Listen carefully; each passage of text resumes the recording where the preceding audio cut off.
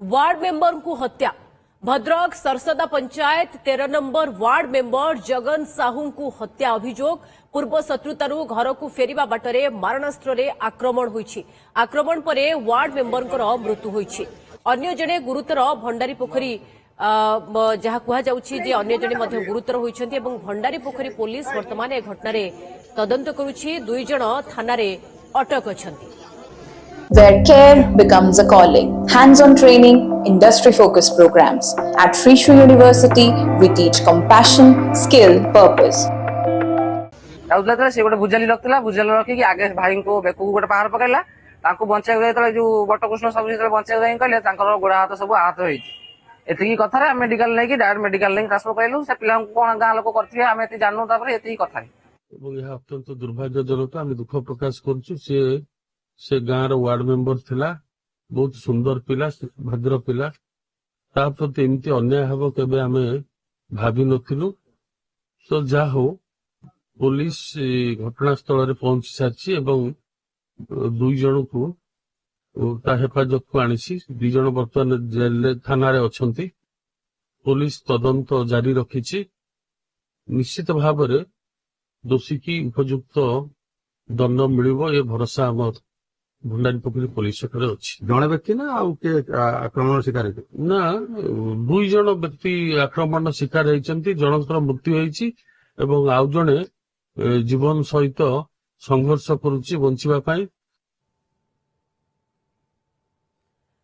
भद्रक आम सहयोगी पार्थसारथी नायक अधिक सूचना पाई रही। पार्थसारथी वार्ड मेंबर को अति निर्मम एवं विभत्स भाव हत्या किंतु काहींकी किए तांको एभली हत्या करिछि।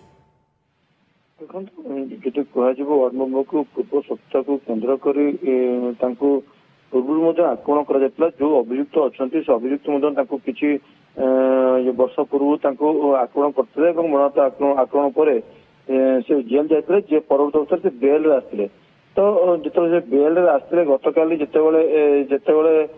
जे मृतक जन बंधु जो सांगरे जाऊे घर पाख भंडारी पोखरी बजार कम सारी जगन साहू और बंधु बटकृष्ण साहू जो घर को जाते से समय जो अभियुक्त कौन करते ना दिन तमाम जहाँ ग्रामवासी कहवा कथा हूँ अभियुक्त दिन तमाम गाँव में पूरा तांडव रचुले गोटे मानस धरी गाँव में बुलाबुली करते जो जगन साहू एवं सांग बटकृष्ण साहू जो राति 9:15 ରୁ 30 भितर जो घर पड़ते से अतर्कित भाव में आक्रमण करते से मानसर पेट मुंड विभिन्न स्थान में गभीर क्षत करते ही जगन साहू जो वार्ड मेंबर अच्छा जगन साहू मृत्यु होता बंधु मत गुरुतर भी पड़ते।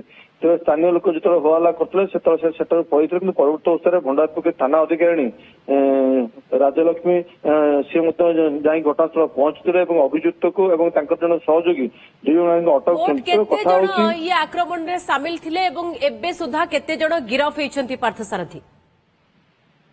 देखो बर्तमान सुधा जो दुई जन अभियुक्त रत्नाकर साहू और बंधु जगदानंद दुई जन को पुलिस अटक रखी घटनार अधिक तदंत जारी रखी कहीं जो भाव में जन वार्ड मेंबर को हत्या कर निश्चित भाव में यार पछरे कौन रहस्य पुलिस तदंत करुच्ची।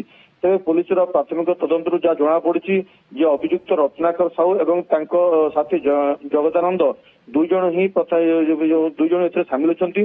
पुलिस तदंत प्रक्रिया जेपर आगू बढ़ो से अनुसार स्पष्ट हम जे घटना पछर कौन रहस्य एवं ये घटना पछर आउ क्या हाथ अच्छे बोली निहाती पार्थसारथी पुलिस तदंत पर भी स्पष्ट हम जे पूर्व शत्रुता जहाँ कहुच्छी ए शत्रुता कि प्रकार शत्रुता व्यक्तिगत ना राजनैतिक शत्रुता एवं अन्यपटे मोट केते जण संपृक्त एने पुलिस खोलताड़ जारी रखी। बहुत बहुत धन्यवाद आपको सूचना।